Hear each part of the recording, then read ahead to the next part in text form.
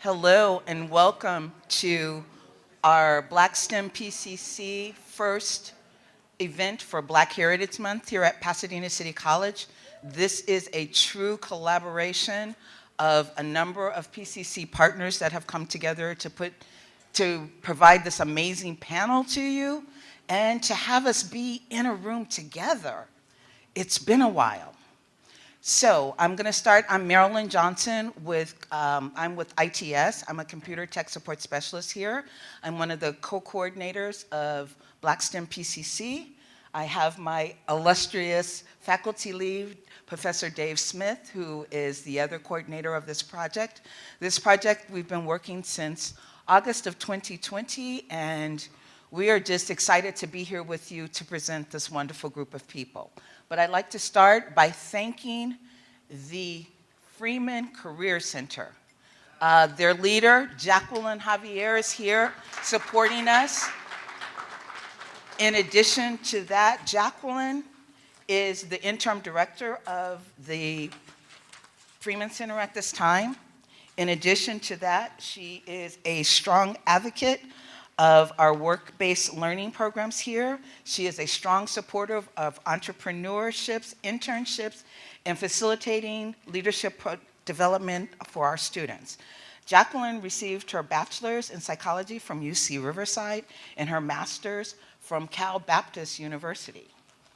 The Freeman Center supports students in a lifelong process of career development by facilitating self-discovery, career enrichment, workforce readiness, and the career service team. A number of them are here today.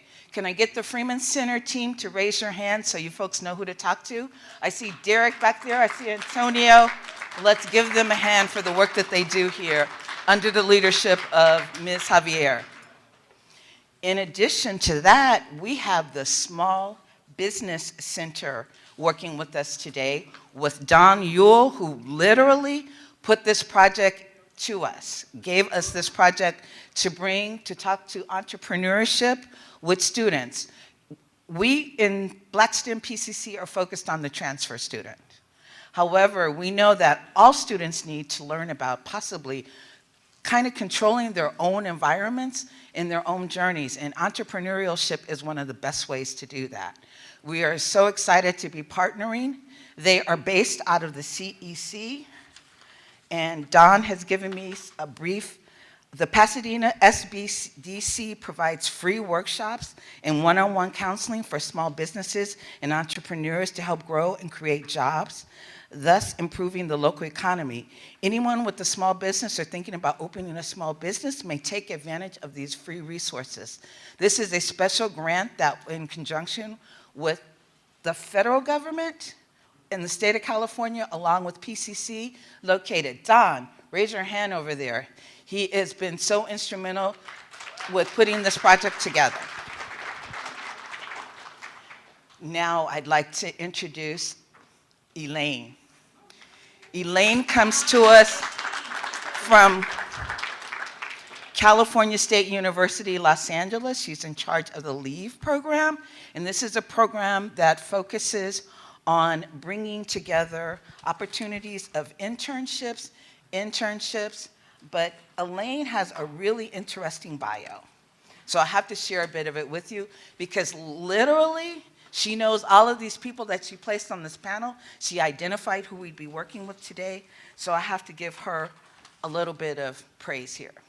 Elaine Rodriguez is a serial entrepreneur with 17 years of experience in small business, education, and technology. She believes entrepreneurship and technology are the great disruptors to building accessible, equitable ecosystem.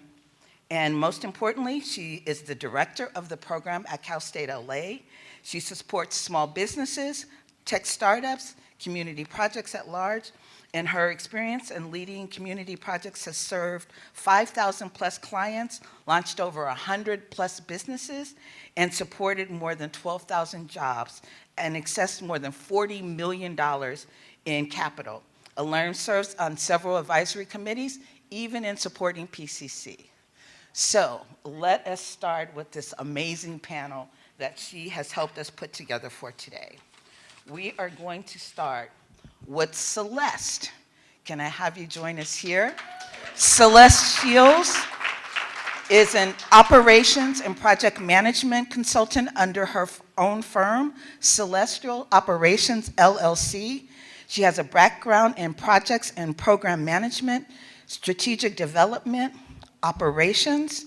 Celeste helps companies and startups reach and exceed their goals with an eye of operational success and excellence. Next, we're going to go with Dr. Brantley Fulton. We're going to have him sit right next.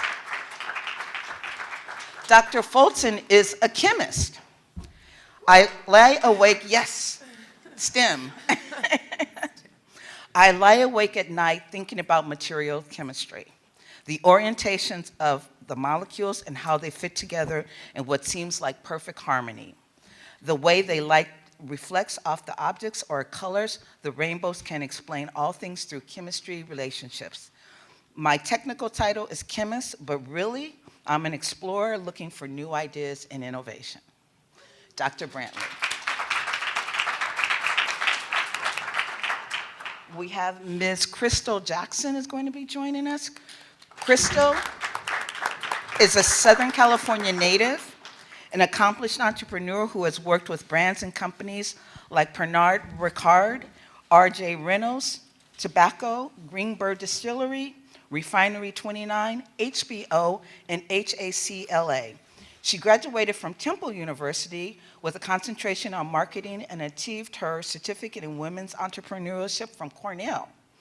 In 2014, she started Gala Unlimited, a promotional staffing agency managing over 2,000 events and activations. She works with gig workers and has over 200K in income opportunities.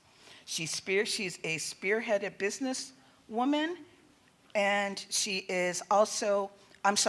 spearheaded Businessmen and Brandy, a Black men's career empowerment series benefiting nonprofits, 100 Black Men of LA.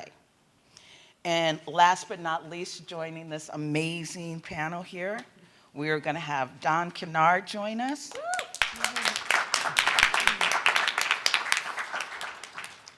John Kennard is actually the founder and CEO of Coffee Del Mundo, a virtually integrated specialty coffee company here in Los Angeles. And he also serves as a business coach for the Vermont Slauson Office of Economic Development and Field Development of Community Projects within the South Los Angeles area. Welcome. So glad to have each of you here. And I'm going to start here, Celeste, and I'll let you tell a little bit about your own stories. Each of you could take a moment to highlight the audience with who you think they should know. Awesome.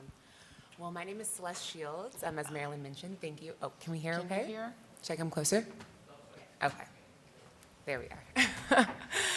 Well, yes, I'm an operations and project management consultant. I love working with startups and founders and helping them bring their goals to fruition. I like to create steps and plans to create more efficient systems and processes, and have been doing this for almost 10 years now. But my actual journey to entrepreneurship, I wouldn't say I've known for a long time. For example, when I was in university, I absolutely never thought I would be a founder. My journey to entrepreneurship really stemmed from the pandemic. I had been working for a lot of different companies over the years and had really kept upskilling my skill set and didn't always see the results that I wanted to see. And when the pandemic happened and I was feeling like I needed more freedom, more flexibility, I thought to myself, well, could I just do all the things I've learned over the years for myself? Could I just be my own boss and kind of find my own clients and live that true dream that I had only really dreamed about? I've always connected with entrepreneurs and founders and was always in awe of their work, but never really saw myself in their shoes. So when I started asking myself all these questions of, can I do this? Is this possible? When the answers finally started being yes, is when I started putting myself out there, networking a bunch, meeting other entrepreneurs, creating a community where I could learn from them and also serve them the best I could. And when I took the leap and quit my full-time job, I put all my energy into my own company, and it's been really amazing. I think the journey looks different for every single person, so don't think that your journey is supposed to look like someone else's. I think that all of my experiences across the years, finishing university, I actually thought I wanted to be a therapist when I finished university because I studied psychology and human development. I mean, every single piece of experience that I had over the years, over the decade, really supported me in taking the leap to start this entrepreneur journey, and I couldn't be more grateful for taking the leap, because once you go through the fear, the best changes can happen. So that's a little bit about me.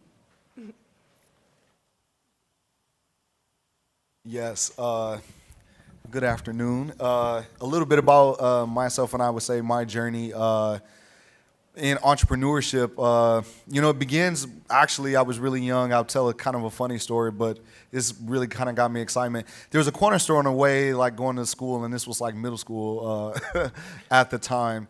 And I would stop at the store on the way to school, and I would buy candy, and I would sell this candy during lunchtime. And what triggered it for me was that first day that I broke even. And I was like, I'm on to something here. I didn't know what it was. I didn't know how to describe what was happening. But what I was creating in that time, right, was kind of supply and demand. I bought the candy. I would mark it up 50% and then sell it during lunch. When I broke even, I felt happy because, A, I had made my money back and I had candy to eat myself. And so that was like teaching me something. I didn't know exactly what it was teaching me, but I knew that it was teaching me something. I went to Morehouse College for undergraduate. I'm very proud. I'm a very proud Morehouse man.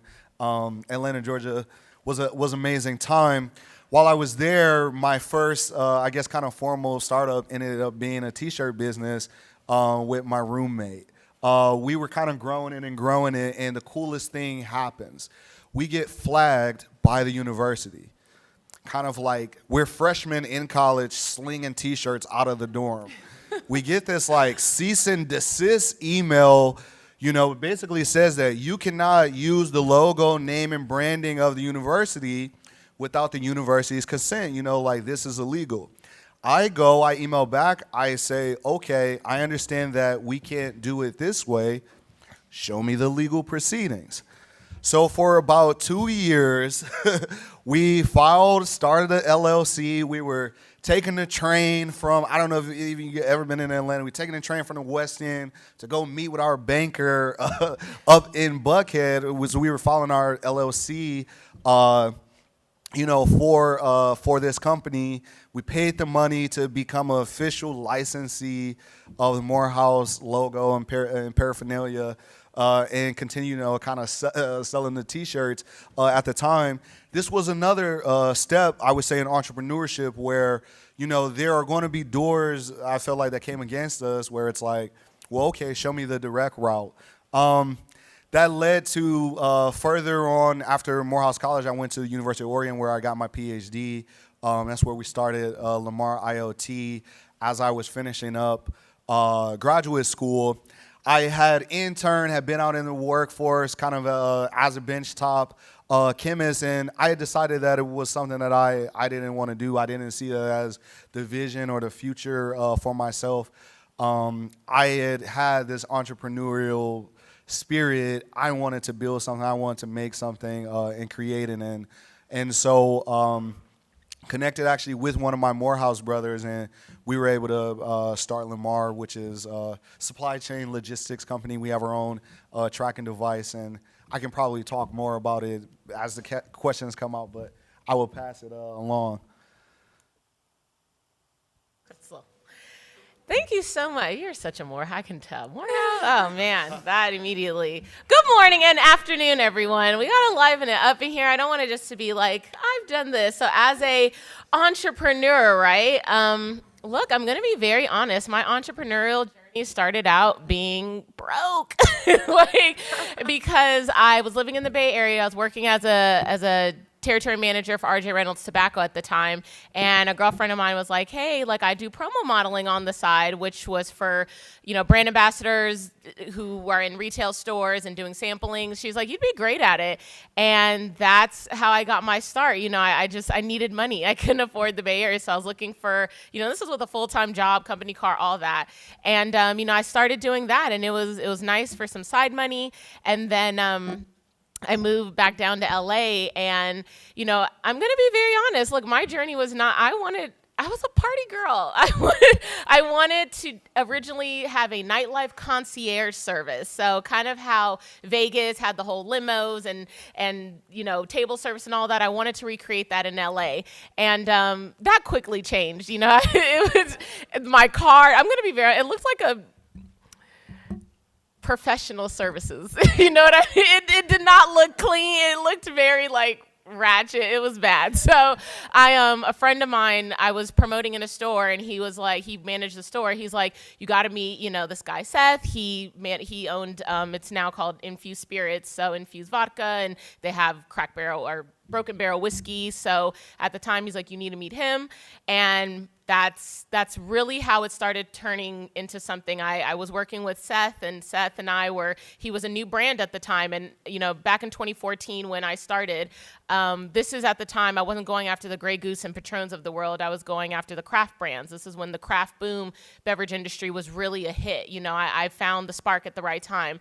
And, he was like, hey, do you have some more girls? Do you have some more friends? We're starting to get big now. They started getting to stores.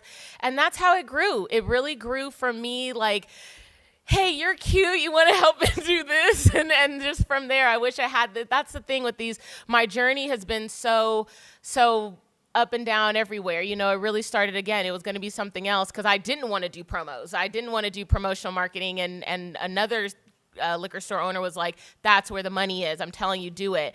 And from there, through these 8 years, have grown to 2,000 brand ambassadors in my database. And I also became a co-founder of a water company because during this time I started, as she mentioned, Businessmen and Brandy, which is very true to my heart. It's a Black men's empowerment event.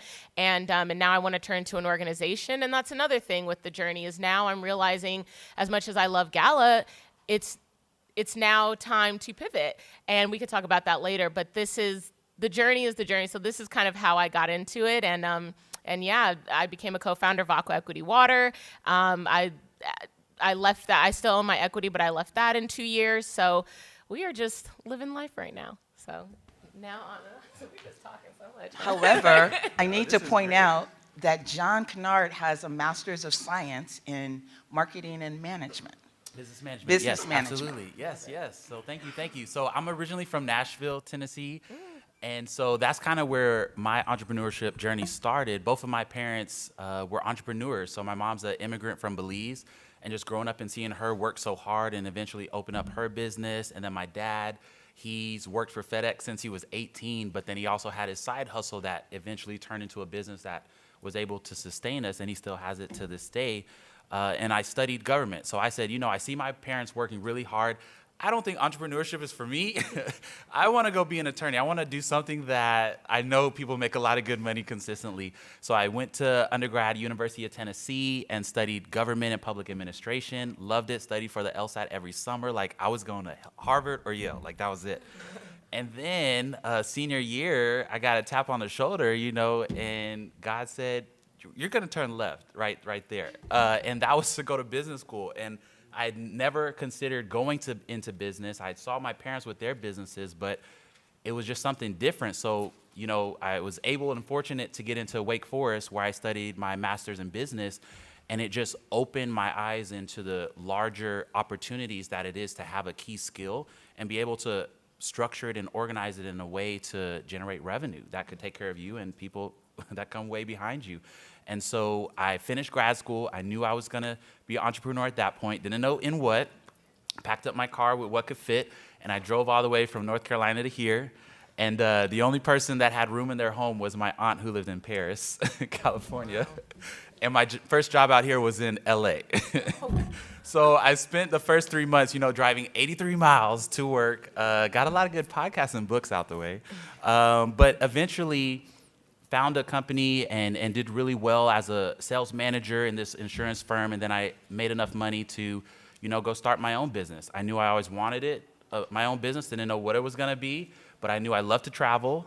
So with the coffee business, I work directly with small farms around the world. I get to travel. I went to Turkey, El Salvador, Guatemala, Nicaragua, and I love to cook. So that's the roasting involved. I get to cook coffee all day. And then I loved coffee, and now I get a big discount. So that's kind of my entrepreneurship journey into the world of coffee, which if you asked me 10 years ago, what would I be doing in my life? It would have been an attorney. So everyone's path is just completely different. So thank you all for sharing. Thank you. Wow. So, any one of you can jump in and answer this question. What does it mean to be an entrepreneur in your personal words?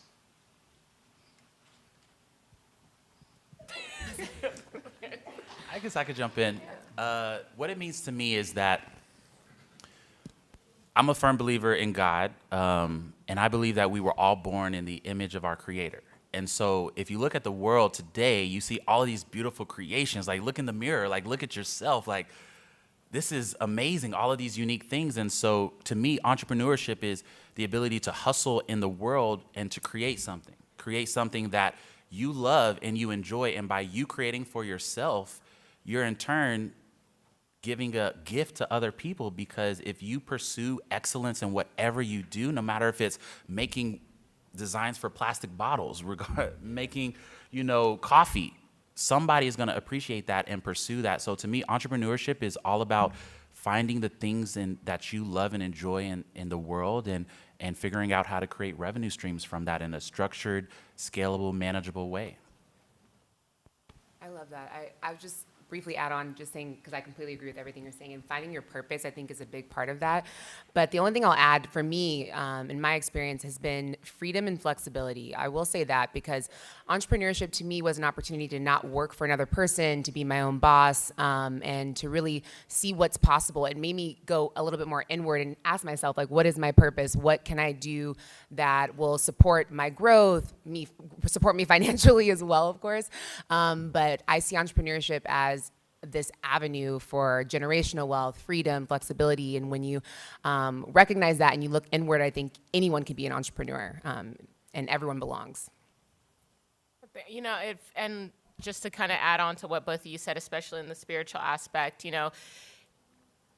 you're being of service. You're doing the work. I will be very honest. When I first started my journey, it was very ego driven. I feel like everyone wants to be the entrepreneur, the boss. It's cool, this and that. What really humbled me was realizing the bigger purpose of what my business was doing. I don't say that $200,000. I say that because I just came up with that on Monday. I did the math. I was like, I've really wrote $200,000 worth of checks to people out here.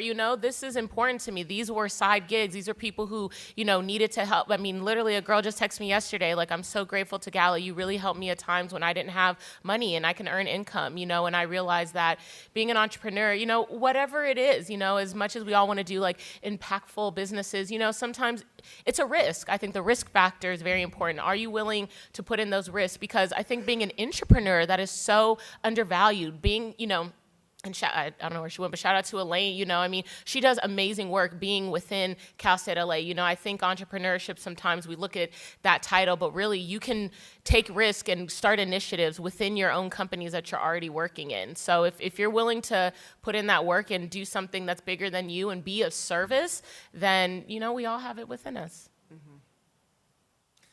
Yeah, I would say I agree with what everyone said, and for me, I would say it's that leadership quality and aspect. To be an entrepreneur and be a successful one, I think you have to be somewhat of a trailblazer. You have to be seeing the pathway, seeing it for yourself, seeing it for your team.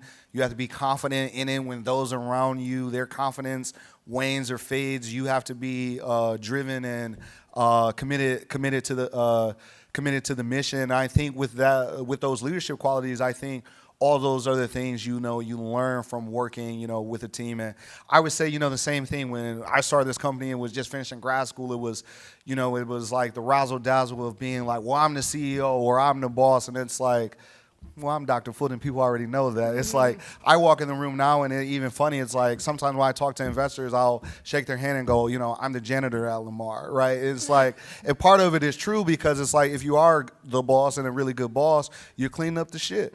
Like, you're the one who's doing the work when nobody else is doing the work. You're doing it, in the dark, overtime, on the weekends. to make sure that the whole ship functions. I was actually just speaking with one of our investors a few days ago, and I was telling him that I feel such an honor and such a privilege to be able to lead and run this company. It's like it's not given to anybody. Startups and small businesses, they fail every day. And so to be in a position and to be perceived, as a leader of that, it's like it's an honor and it's a privilege to me. The more and more our company grows. Thank you. What insights? I'm going to ask all of you to answer this question because each journey is different. So, what is the biggest myth or misconception about being an entrepreneur or being in an entrepreneurship type of position? I'll start with Celeste.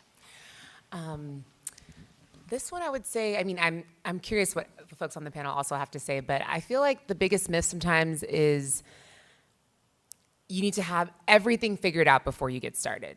I had that kind of feeling for a bit as well, where I had to, you have to have a website already. You have to already know every single business plan, every single marketing. Having a plan is important. Don't get me wrong. Having a little bit of something is important. But I think as long as you have an idea, a rough plan, it doesn't have to be all figured out, but just some idea of who's your target audience, how are you going to market yourself, different things like that, or market your brand. Some confidence and a network. I really push for the network. I feel like building a network is almost more important than having your plan already figured out. Because if you can have a network of folks who are advocating for you, mentors, supporting you, I think that's actually sometimes more important than having a full fleshed out plan. So just going back to that myth and the misconception, some entrepreneurs may not get started because they think that everything has to be figured out before I can actually get started, and they never get to the point of actually launching their business. So I might just suggest, if you've got an idea and you've got some support, jump and just see what happens. Get started, because a big part of entrepreneurship is trial and error, as I'm sure some folks on the panel can maybe agree to. So that might be my answer. I would say in this kind of I'm as a scientist and being in, these innovative spaces, I would say one of the biggest myths is thinking that you have to have this holy grail, differentiating, over the top, nobody ever in human history has made this technology. I think I would say that's one of the biggest myths. What I always say and what I learned is that if you have an idea and you're the only person in the world that has this idea, it's probably a bad idea. If nobody else is thinking about this but you, it means it's not a scalable idea. You probably can't make a business from it. So I would say one of the things I would say that I think learn in our company, and one of the things that I always tell others is, if you could actually even try to replicate or reproduce what your competitors are doing, go out there and try to make the exact same thing as them, because you're going to find your differentiators and what makes you, unique and special along that journey. But thinking that you have to have some holy grail master idea that no one has ever heard of in human society ever, it's it's mostly impossible. And if it's a bad idea if you're the only person with the idea. For me, I would say that, just because you are amazing at baking cookies does not mean you should go open a bakery. I'm going to be very honest, because you are no longer going to be a baker. You are going to be knowing the supply chain. You're going to be a manager with employee. Are you good with people? I think sometimes, especially now, we're having such a difficult time hiring because everyone wants to be an entrepreneur, and this whole you get freedom and you get money and all that. It takes a long time. And I'm not saying this to discourage. Maybe I'm sounding such a hater. I don't know. But I don't. It's interesting when you talked about your parents, and that's the thing is when you see, I was the opposite. It made you want to be ooh, that's a lot, because I thought I would, I come from my parents are very 9 to 5, Department of Water and Power, good retirement. I was I'm opposite. I'm gonna be the entrepreneur, and I'm please give me a good job. This is because it's. How are you paying for your health insurance? Are you saving up money? I think the myth is that it is just 0 to Zuckerberg, it is and as you know, you said earlier, everyone's path is different. There's so many different businesses, so it is not going to be very quickly, and it's going to be very expensive as well if you don't have a good solid plan. So I just say, take time to evaluate, because again, and what is your why for baking those cookies? Maybe you just like, baking cookies local and you do it as a hobby and it's fun for you, because when you become the owner in the business, it's no longer just for fun. You have a business to run now. So that's kind of my little myth. Thank you. So for me, it would absolutely be the thought process that because you are the entrepreneur that you have to do everything alone. When I'm a serial entrepreneur, so this Coffee Del Mundo is probably like the third or fourth business that I started, but each time I've gotten so much better at really honing in on and understanding that concept and implementing it. At the end of the day, as long as you own 51% of your business, you get to make all the decisions. So that leaves 49% opportunities for you to go and find other like-minded people who have those same problems, who have that same energy and ideology and vision to create that solution. You don't have to do it all alone. And going back to what Celeste said, your network. I'm not from California. I networked my butt off my first 5 years here because I really wanted to understand the landscape, really wanted to understand the opportunities, the resources, and the things that I could bring to the table, and also find people that I could align with to create these solutions in the community. Because at the end of the day, an entrepreneur is just a substitute for the word solution finder. Mm-hmm. You are a solution finder. The difference is you don't have a big corporation making sure that you are insured with your insurance. You don't have a big corporation behind you as your insurance. It's all or nothing. But it makes it a lot better when you take a step back and say, okay, I don't need to own this whole thing. Who else could I align with to make this thing a reality and double the amount of knowledge and the energy that it takes to build this thing? So that would be, for me, the biggest misconception is just you don't have to do it all alone. As a past entrepreneur myself, you have to be your accountant, you have to be your secretary, you have to be your receptionist, and you have to be the owner and president of your own company, right? So it is a lot of hard work, but the payoffs, I believe, as we can see, are amazing. So we're going to go with the next question. Culture is cash. Can you share how your lived experiences have helped you on the journey to become entrepreneurs? I can take this one first. Absolutely. The reason why Coffee Del Mundo exists is because I got tired of experiencing all these coffee companies in America that were not designed for me. So as a Black and Latino man, I'm extremely lactose intolerant. And that's just as a culture, Blacks and Latinos are extremely lactose intolerant, and is really going back to the genetics and the understanding that cows originated in parts of South Asia and in Europe. And as Blacks and Latinos, we weren't even exposed to cows until colonialization. And even so, it was a wealthy man's thing to have milk in a cow, because you got to take care of it, you got to have the land. And so we weren't even exposed to it really until American education and that food pyramid with putting dairy into, the mills. And so for me, I've always struggled with that because it tears me up. It's just, I cannot do it.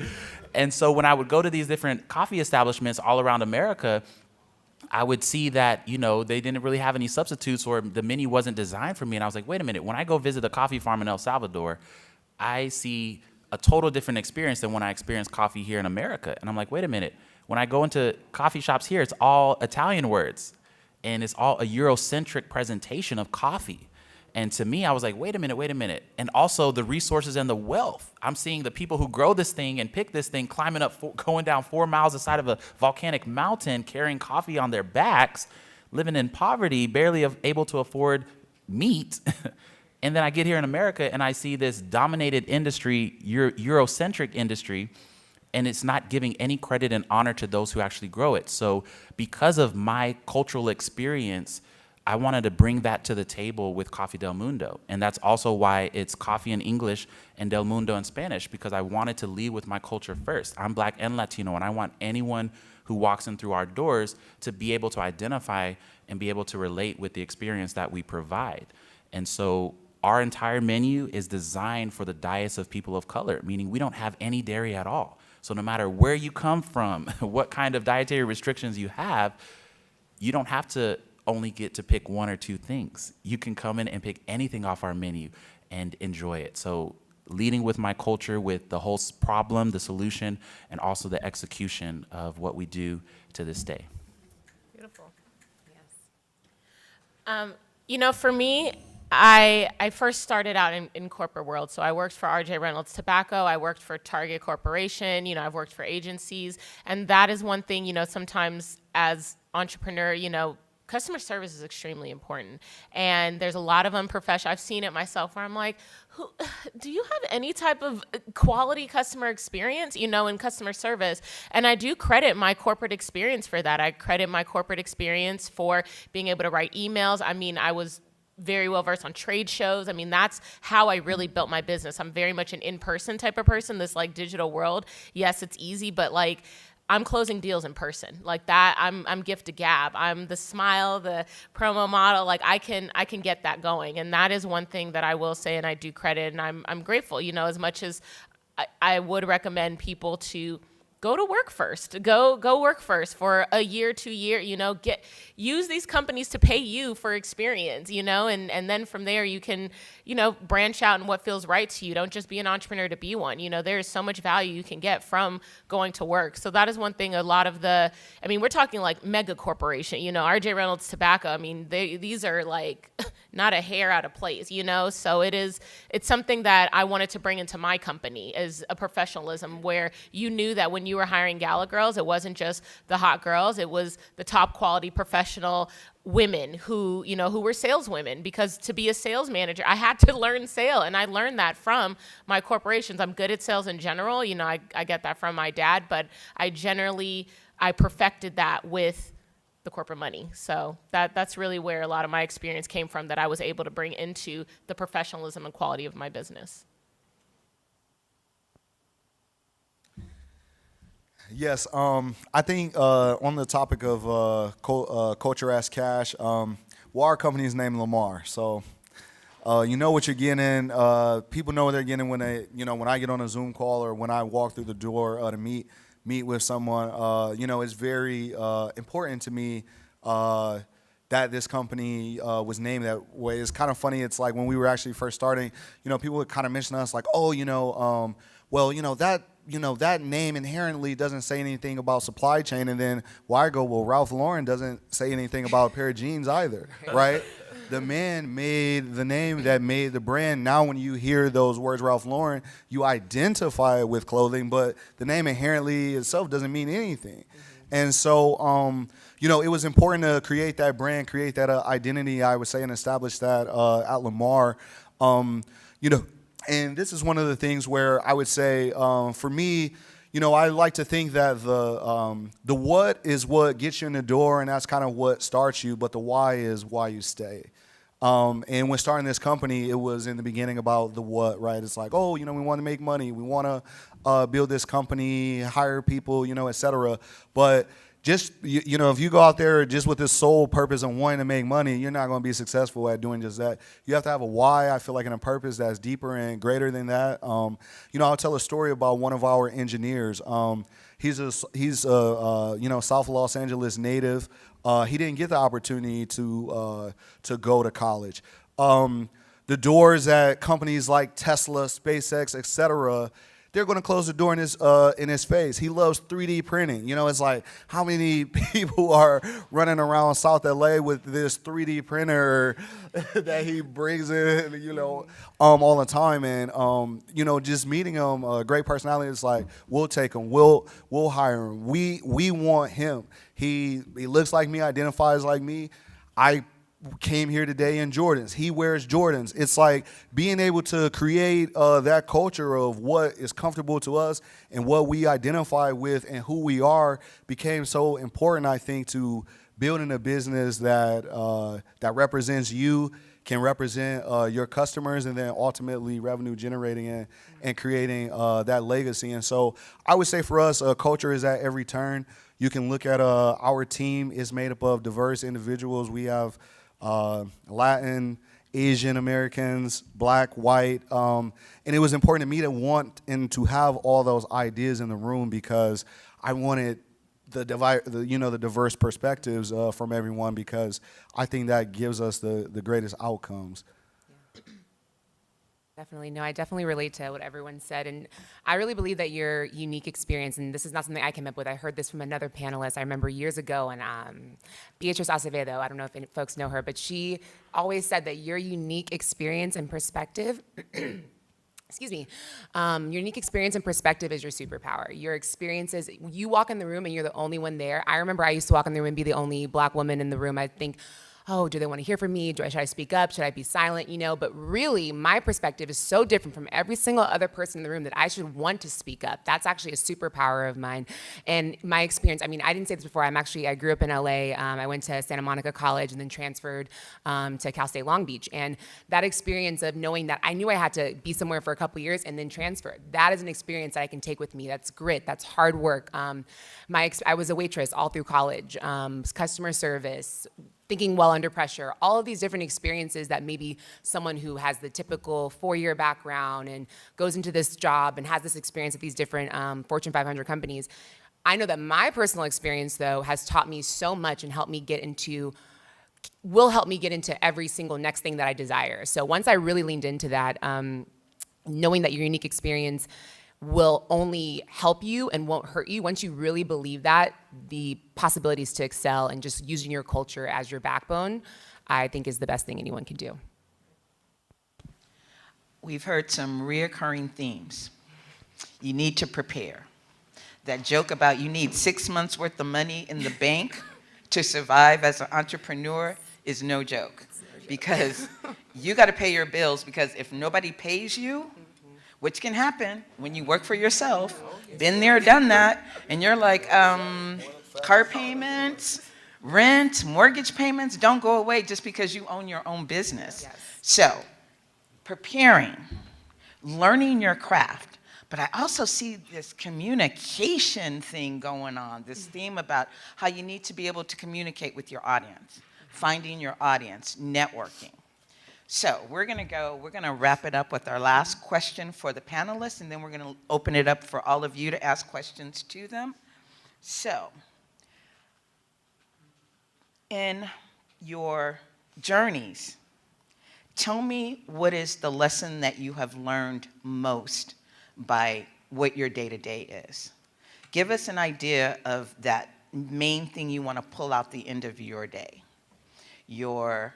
Whether it's, I've accomplished and done this. I heard you talking about some investors coming in and you got some new money rolling into your shop. That's pretty exciting. But what's the win-win? Where do you guys all end? And we're going to start in the center here. We're going to, yes. And thank you, John, for saying one thing that's so important. It's very important for me is you don't have to do this alone. And for me, I'm reading a book right now that has been like, ego is the enemy. And that is something that I had to humble myself a lot. Again, coming into this entrepreneur space, I had to do everything. I couldn't let them see me sweat. I micromanage. It was, again, this is bigger than me. And there are people out there, and thank God again to Elaine for the LEAF program. I didn't get that until I did the LEAF program. I couldn't even let the intern schedule our meeting. And Alejandra was like, yeah, she can schedule the meeting. I was like, no, I'll do it. Like, ma'am, let go, because I will never be able, I was capping my success because I couldn't open up. There's, again, 51%, there's a whole 49%. I have 2 hands, 2 legs, and 1 brain. There's literally only so much I can physically do. So for me, my biggest thing is, at the end of the day, keep remembering that you are not in this alone, nor should you want to be. You have to have a greater purpose in you and bringing others involved in it. So that's my takeaway.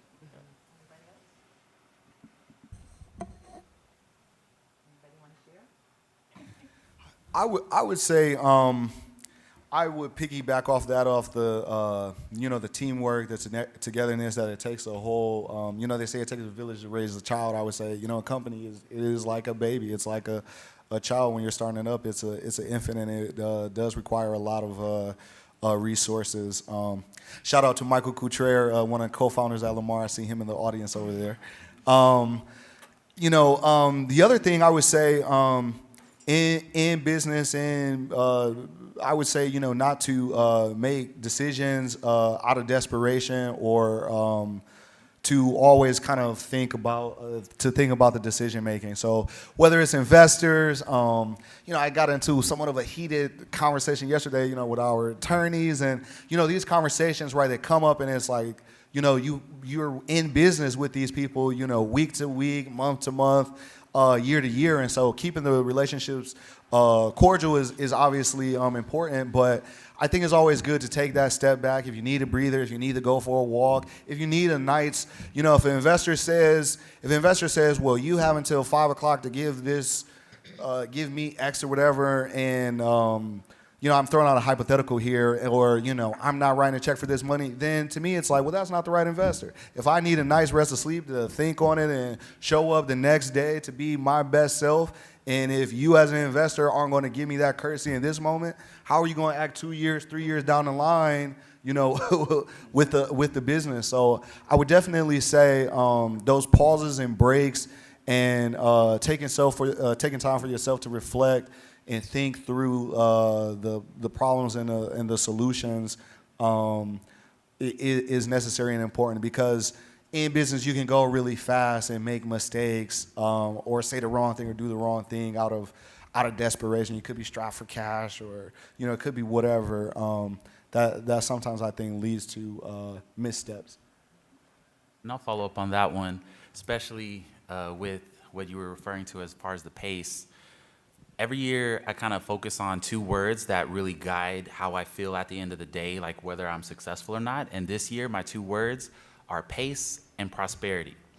A lot of times as an entrepreneur, you get so distracted by what everybody else is doing. Oh, this person's blowing up, or this person, they started their business at the same time, or now look at how successful they're doing. Or this coffee business, they started after, and now they're super successful. And so thinking of pace, it's your path is your path, and you really have to figure out how you can be content with your path. And your pace is not everybody else's pace. And living in here in Los Angeles, like, this is the 4th most difficult place to live in the world due to the cost of living, the expenses, and everything that LA has to offer. Now, at the same time, that also presents you with a unique opportunity, but understanding like your pace is your pace. Certain times of your life in building your business, you may have to be on an accelerated path, and other times you may need to take some days to really decompress and reassess some of those decisions and the direction that you're making. And then the follow-up is prosperity. Take a moment to enjoy your success. A lot of times, we as entrepreneurs, we're so wrapped up in our ultimate vision, we forget to appreciate and celebrate those small wins when we continue our path. And that's one of the big things for me this year. I really wanted to take time, because I'm such an ambitious person. I'm like, okay, that's great. I just got that. I accomplished that, or I hit that goal. Okay, what's next? I'm already thinking about the next 5 years, right? But to just reground yourself, take a moment, because at the end of the day, it's difficult to do what we do. And to be on the stage with 3 other successful entrepreneurs whose businesses, are here, and some of them have multiple businesses, right? It's difficult to do this, but take a moment to celebrate and enjoy the prosperity that all of your hard work, your energy, and time has brought for you. So that's my 2 words, pace and prosperity. Amazing. And I'll just close this out by agreeing with what everyone has said. Absolutely, such gems. But really, always coming back to your purpose and your why. I think that could really support you to continue going forward. It keeps you grounded, and also reminds you that you're deserving of this opportunity. So purpose and coming back to your why. Now we're going to open it up to the audience. Anybody have any questions? Wow. I'll start here, then here, then here, if you don't mind. Thank you for everyone for coming here today. You really inspire us. And Celeste, you're saying that to be an entrepreneur, you prefer that flexibility. I just am curious, how many hours are you guys putting in a week? Good question. I think we all have different businesses, so it really does run the gamut. When I have more clients, I could easily be working 45 to 50 hours a week, if I'm being fully honest. But when I have a little bit more time, where I have less clients, only maybe 1 or 2 instead of 3 or 4, at the same time, I might be working for clients for maybe 20 hours a week. However, I'm working for my business 20 hours a week as well, because sometimes I have to make myself my own business, my own client. So yeah, it really does vary, but I would say average for sure. I mean, when I can take a break, I try to. So if I'm a little bit slower, I take that as an advantage of literally making time for myself and saying, hey, I'm actually not working 50 hours a week this week, so let me take only 20 hours and go on that walk and then go grab coffee and do these things. But I think it changes a lot for me. Everyone talks about networking, but what does good networking look like?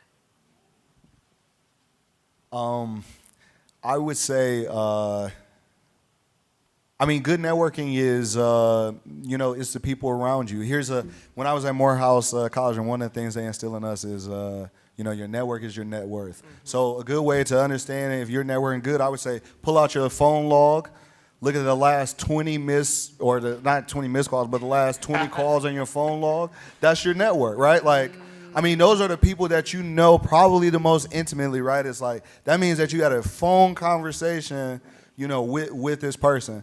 So I would do that, use that as a base, then say, okay, well, how many, are there people that are in this, in this chain that can actually help me grow or build my business?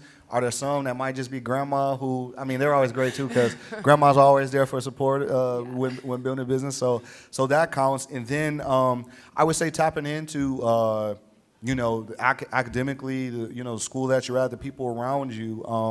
Issa Rae always had one of the best quotes that I really like, where when she was talking about the show Insecure and really building and, starting her company, she was saying that everybody is trying to get the meeting right with HBO, or is trying to get, directly to the top. Like, how can somebody get me a meeting there?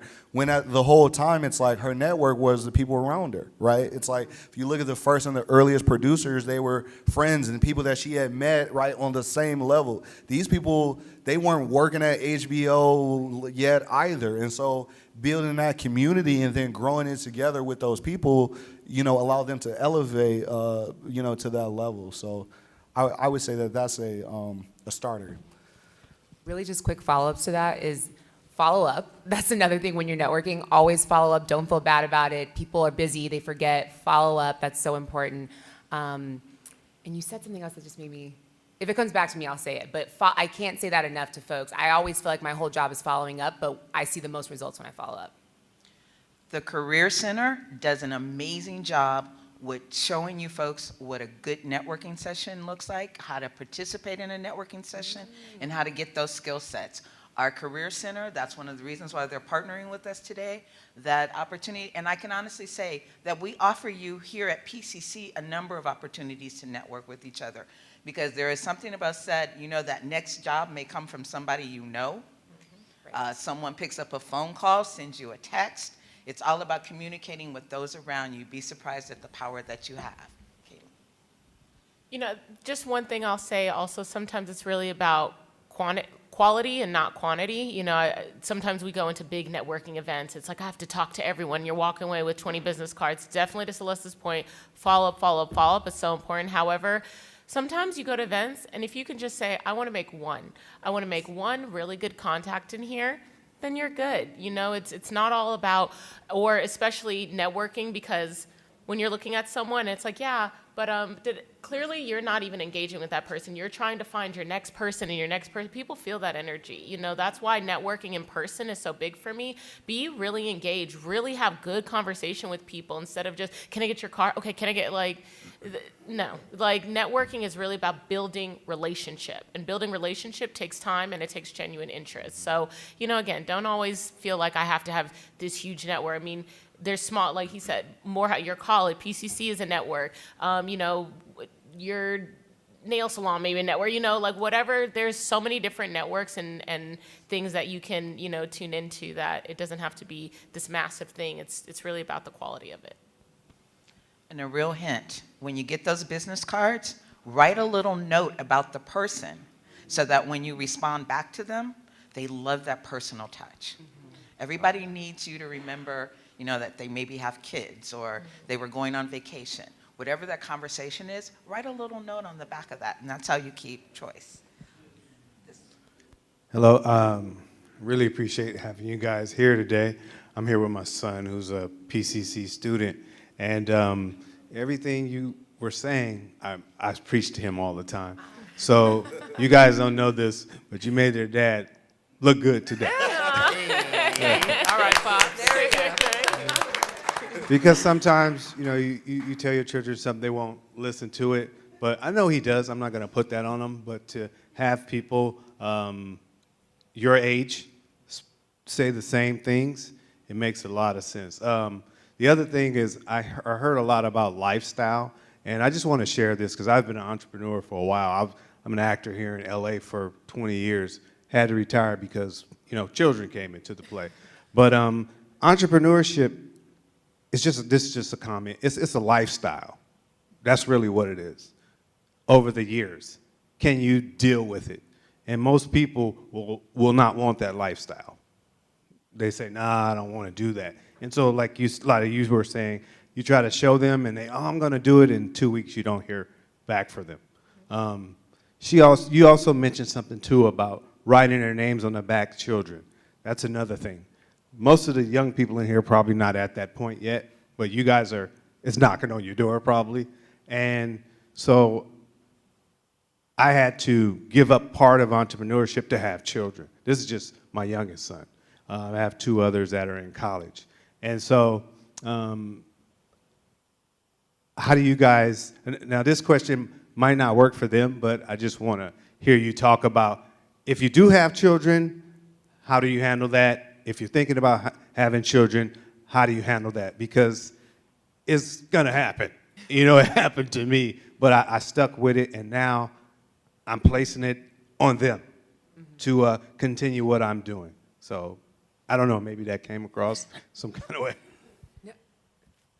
Anybody got kids? Personally, I don't have children, and it's funny you said that because actually, ironically, this week I was thinking about that. Of there is a level, and it always comes across wrong, but there is a level of life and freedom that you do have to give up, and not in a bad way to trade it. You have, a beautiful son, you have children, it's great, but that is one thing that a personal decision.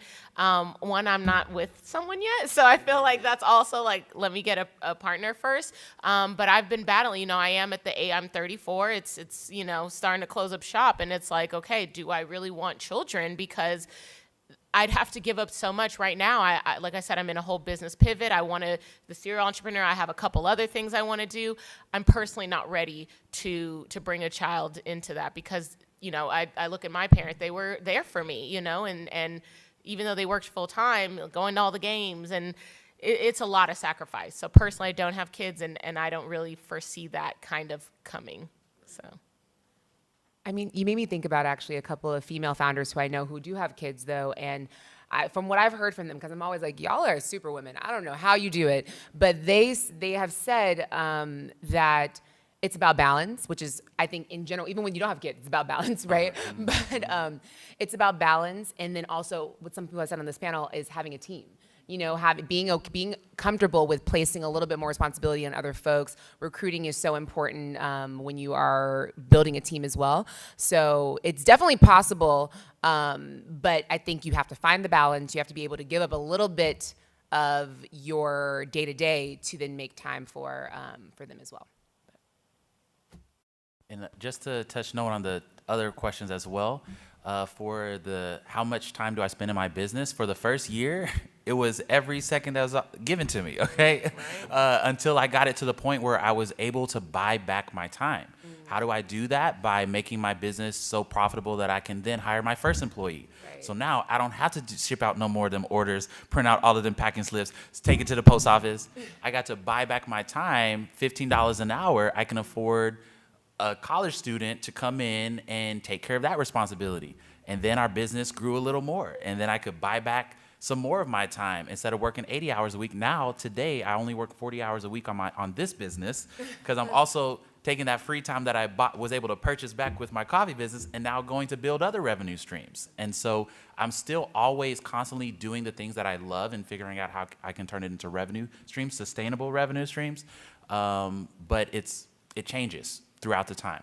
And then for networking, you know, you mentioned something very key, which is, to me, if I go into a room and I make one genuine connection, to me, that's worth way more than meeting everyone in the room and they at least know my name. Yeah. Because when that room is over, when you all leave this room today, who is going to be thinking about you? And who is, when they think of an opportunity, is your name going to come to mind? Not if you only spent 5 seconds with them and go on to the next person, but if you really had that intentional desire to connect with another human being, and then on accident, you all figured out you can make some business and money together, that's real networking. Mm-hmm. And so most of my network was always about, I just want to know who you are and how I could help you. I don't even want no help. I just want to figure out what resources and connections do I have that could make your life better. And then one day, if you're able to do the same, then that's going to be amazing. But that wasn't my intention. That's a great point. That's a very good point. I can honestly say there's been so much shared on this particular panel. But John, I have to follow up with you. Virtual integrated services, I believe was vertically integrated. Yes. What are you speaking of when you talk about that? So there's basically 2 ways you could build your company. You can do it horizontal or vertical. Vertical means that you own every part of the value chain. So for Coffee Del Mundo, what does that mean? It means that we work directly with the raw goods, so the farms. I go directly there, and then we import the raw goods, the coffee, and then we have a roaster. So we manufacture the product from raw good to finished product, and then we also have various distribution channels. So we do wholesale, we do retail, we do catering, we have online sales. And so we are vertically integrated because as you go up the value chain from the raw good to the final consumer, we own every part of that. And so when I go back and think about pace and comparing my business, you know, to other coffee shops, it takes a longer time to build a vertically integrated company. If you want to just do a horizontal, which would look like, okay, we have a coffee shop and we just go buy the beans and we just sell it to the consumers, and now we have 3 locations, 7 locations, 10 locations doing the same thing, that's horizontally integrated. So there's different ways you could build your company. We chose vertically because I'm all about quality and preserving the culture and the heritage of those farmers. Really quickly, I'm going to add to just what you just said. If you go into the grocery store, if you see the grocery store, let's say Walmart, if you see their brand called Great Brand, Great value, yeah. Great Value, Yeah. that's integrated. That means, and the same thing with Costco. If you see Kirkland, that means from the top to the bottom, After the fact is like, oh yeah, by the way, I did this and it wasn't good. I'm like, why did you not talk to us before? You know, I think everyone needs to be brought in on decisions, especially when, I mean, maybe some hierarchy matters, you know, but I think it's very important for your team to be involved in every step of the process and actually entrusting your employees instead of trying to micromanage. So, you know, have faith and trust and coach. I believe the question he was asking, after the recent events that we've seen, how do you seem to want to see change? How do you want to see change within the workplace? And what would be your steps to do it? I believe that's right. Yeah, I think it's difficult without getting into the systematic oppression in the U.S. It's like, that's a college course in itself.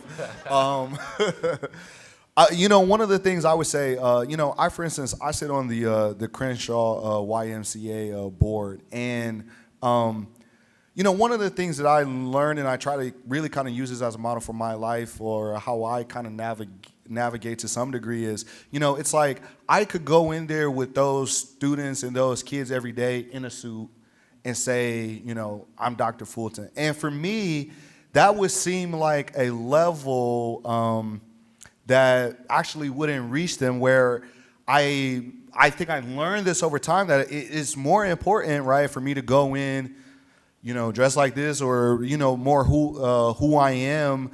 And I now am able to identify with them. They now have a respect for me. They have a trust.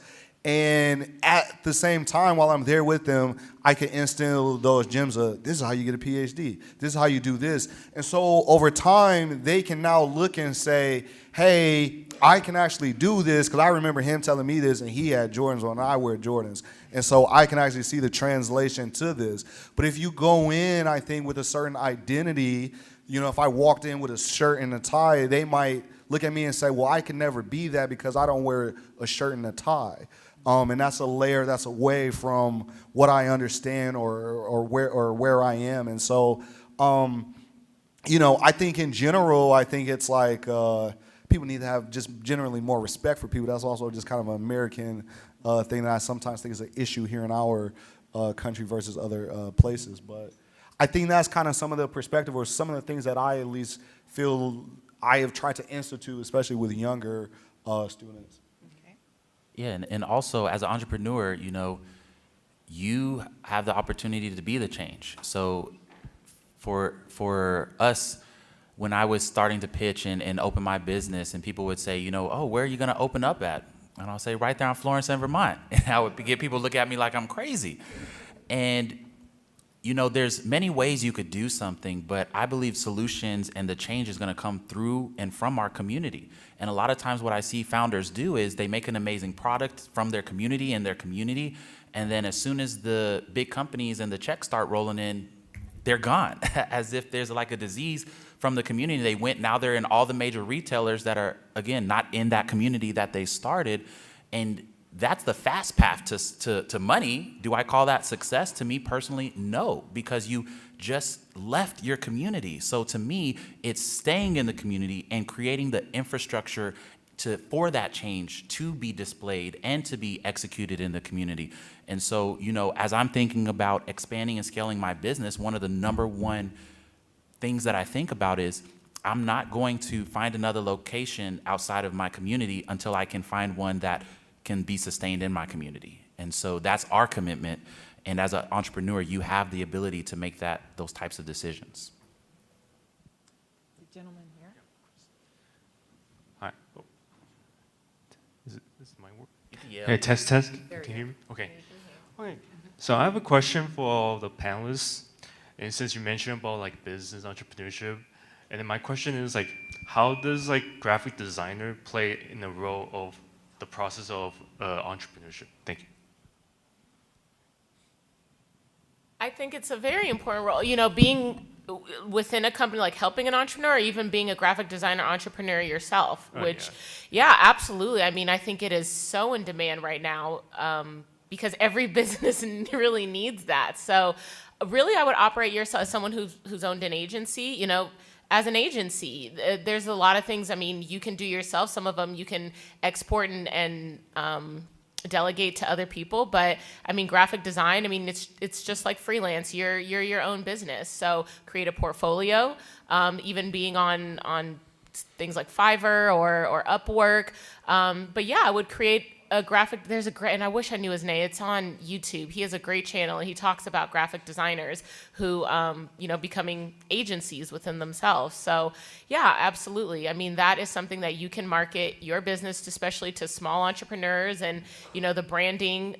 Is it like just graphic design? I would really put together kind of like total brand packaging, you know, anything from, I mean, logos down to, you know, the brand story and everything that they would really need. So yeah, I think it's something that's not going away. I mean, every company needs, I mean, even targeting colleges and creating the graphics for certain events. I mean, that's another thing. Find a niche. You know, I think people are like, I'm a graphic designer. If you find, I'm a graphic designer for, you know, coffee businesses, or, you know, for universities, I mean, when you kind of find a niche group, it's just, and especially when you've created it for other people and they can see a portfolio of that, that's my biggest thing is be it for a niche. And this is essentially, that's my type of entrepreneurship, is I am the service. It's not like a lot of folks on the panel have a product, and that's the service that they're giving to their target audience, but my services are my product. And I essentially just used my previous skills across a lot of different job experiences, having people pay me to get experience, essentially. And a big part of my clients that I've gotten, again, comes back to network. So when you find that niche, for sure, like definitely, because mine was that I saw a need from startups that they need could need some freelance operation support, and the operations umbrella is so big. But I knew that the startups and small and mid-sized businesses would likely prefer to pay me over like a full-time employee. So it's like I found that niche of like where I want to go, and then the network that I've been able to build over the years has been all of my clients that I've gotten so far. So those would be the two, network and niche. Hello, my name is Jordan. I just want to thank you guys for coming today. Everything you guys are saying, I'm really trying to like soak in. But my question is like, what advice would you give to someone like me, a college student, an athlete, who wants to take the next step forward into being an entrepreneur? Like instead of saying, start doing, and to really just evolve. So, what you trying to build? What's your business? oh no, well I don't like. I'm just trying to take the next over into like pursuing entrepreneurship, not exactly like a specific business, but like to be involved, if that makes sense. Okay, yeah, it does. What problem are you trying to solve? Well, I'm not sure, honestly. Figure that out. Okay. Figure that out first. Figure out what's the problem you want to solve, and then create a list of all the people who can help you solve that problem, and then just start calling them and talking to them like, hey, are you interested in helping me solve this problem? If not, what are some ways you believe this problem could be solved? And get your research done and then just start doing it. But at the end of the day, the most important thing is figuring out and identifying and sticking to what is the problem that you're solving. And on that, we actually have a really practical solution. You can join us on the next workshop because you just asked about that. So before we jump into that, I just want to say thank you guys all for coming. My name's Elaine Rodriguez. I am a proud PCC alum. I was here for 3 years before I transferred to Cal State LA. And this is by far like one of my favorite things to do. Again, question is like, how do you come up with what are you selling, or like how do you want to, venture on and into entrepreneurship? The problem that I saw was when I was here, there was no panels like this. That's the problem that I saw, right? I went onto the world and I was like, there's all these other schools having these really cool like guest speakers and people that look like them talking about cool things they're doing. How come I didn't have that when I was at PCC? So I came back to PCC and I was like, how come you guys don't have that? Can we do that? Can we bring panelists that looks like us, that talk about the journey of being here, right? And what happens after you come to PCC, you transfer somewhere, or you go get a job, like what happens next, right? That is entrepreneurship, just figuring out what's next. And so with that, I want to, thank all of our panelists for joining. They're all out there in the world doing really cool things. Best way, somebody talked about networking earlier. Pull out your LinkedIn. Pull out your Instagram. Follow them on Instagram, on LinkedIn, on your preferred social media channel, and see what they're doing. Best way to like network without actually having to talk to them right away, so that you have something to talk to them when you do meet them in person. That is my go-to tip. I stalk people on the internet, and then I meet them in person. I'm like, so I saw you're doing this thing. Yes. Let's talk about that, right? So that way you have something interesting to talk to them about. But also, I just want to say, this is such a great campus and great space to really, learn more things about yourself. Take your journey and, in school to learn about yourself. Cool, you're going to learn something that is going to be practical, and hopefully you're going to go make some money off of it. But more than anything, college is about you. It's about what you're learning about yourself, what you're good at, what you're not good at, what you want to do, what you don't like to do. There's a lot of things I don't like to do. And then I find out the 49% people that can help me do them. That's right. So, that's really what college is about. Take advantage of all the resources, right? You have people like Marilyn, people like Jackie at the Freeman Center. There's all these campus activities and, different access points. Take advantage of them. Most of them are going to give you lunch. What's the worst that can happen? You have a really nice meal and you hear some cool people talk, right? Saying yes to things is by far the hardest thing. Leaving campus is easy. Staying on campus and doing things here on campus is the hard part. So I just want to congratulate you for sticking it out and listening to our panelists, because their stories are amazing, and there's also just a lot of really great knowledge. I also want to refer you guys to, there's another career panel, again, and celebrating Black Heritage Month. It's going to be on 2/22. There's some flyers posted around. You guys can check out all of the information, and I know Jackie will be sending out a reminder as well so that you guys have access to that. We also have, we started this last semester, we have an entrepreneurship workshop series, right? And so the question is like, how do we get started? How do we even, is this even a thing for me? Should I be thinking about, you know, a different field or and whatnot, right? Or how do you utilize your major to work in entrepreneurship or to be an entrepreneur, right? You can also work in an organization and like pitch something new. So we have a five-part workshop series this spring. These are all remote, they're online, they're on Zoom. So literally you can join us from, you know, from your house, from your bedroom, and your, you know, in your kitchen as you're cooking, whatever, right? There's no pressure to, you know, just really be there present, but you can be there listening to what, you know, the speakers have to say. Last semester we had, I think, over 400 students or so sign up for the series across the six-part series. Again, all of the speakers have similar journeys to the ones that you guys have had, and so, you know, they have a lot of things to share with you. So if you guys want to learn more about the Entrepreneurship Workshop Series, you guys can find, I have a flyer, but we'll also be sending you guys information.